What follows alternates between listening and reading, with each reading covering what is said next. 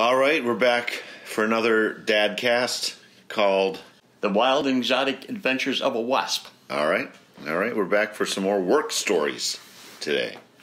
Yeah, these are kind of short ones, things that happened to me as a result of work. The first one is, now I don't know, too many people don't remember the Edsel, but the Edsel was a line of cars introduced by the Ford Motor Company back in the 60s, I guess.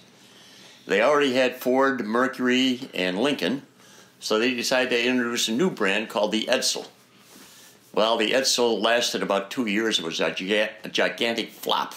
But the funny story is that I was working there for Stromberg Carlson, and one of the things that we manufactured was car radios. We sold into what we call the aftermarket, which is if you had a car and you wanted to replace a radio, you might buy one of ours.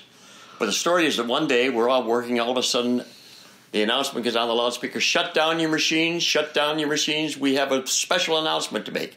The whole place went silent. The president says, I have just gotten great news. We have gotten the contract to do the original radio to be installed in all the brand new Edsels. The place went crazy, cheered, sang, danced. It was a big deal.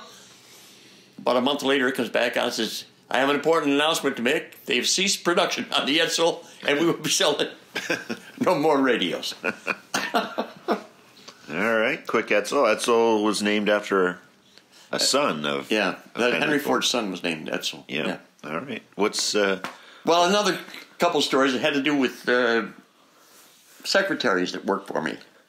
The first one was we were working on a very important project, and it had a deadline. We had to meet this deadline by, I think, like on a Tuesday or something.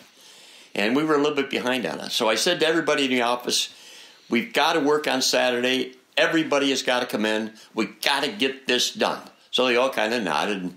So Saturday came. Everybody showed up but one girl that worked for me.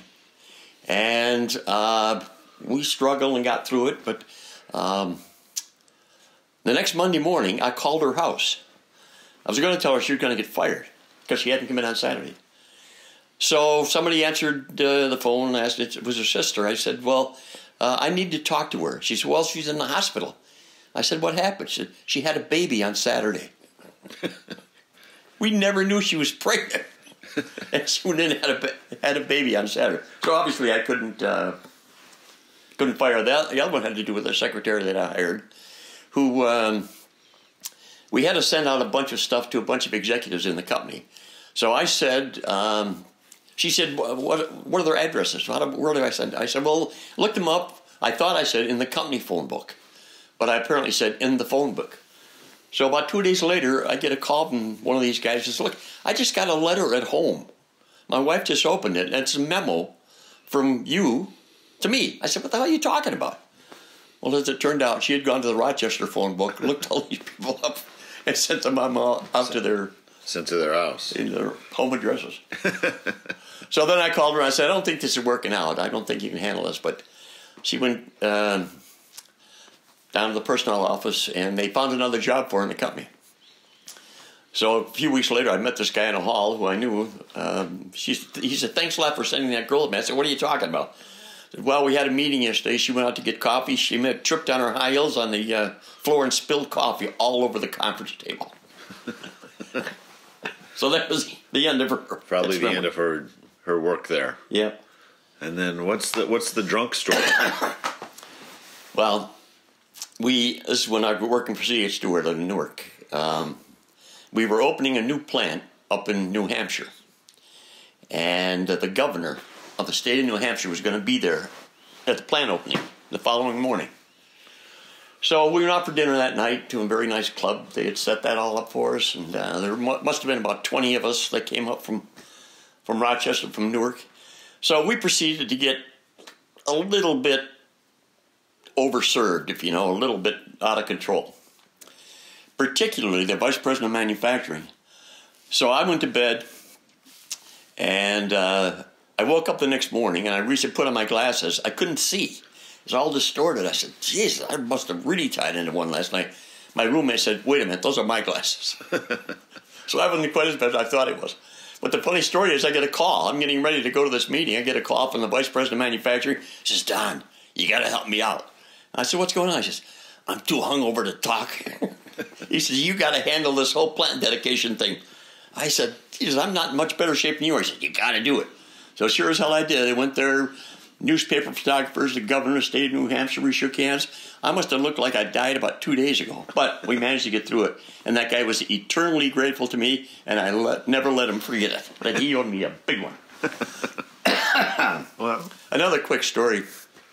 We had a bunch of people that worked together, and we were all kind of young, and we all got on a weight loss kick.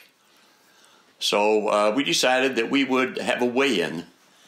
You had to walk down through the plant, the medical office. They had a big scale there. So we went down there every Friday morning to have a weigh-in, and we had bets on who would lose the most weight.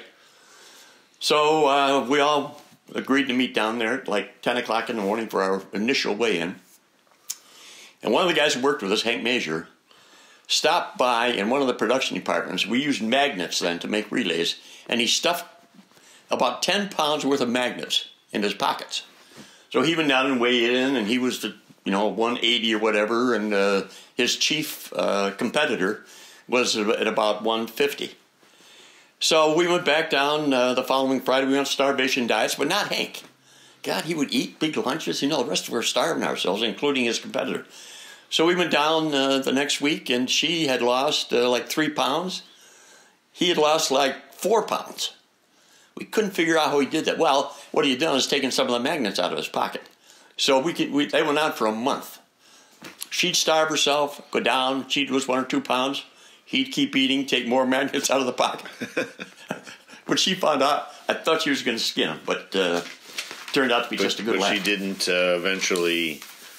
She won the bet. Who won the bet? Do you remember? Hank won the bet. Hank, well, he was cheating, but he was cheating. But eventually. Actually, the bet kind of disintegrated when we found out what was going on. All right. Well, that's pretty good. That's work stories number 2, and we'll be back. We'll be back in a little bit with some more stories. Okay.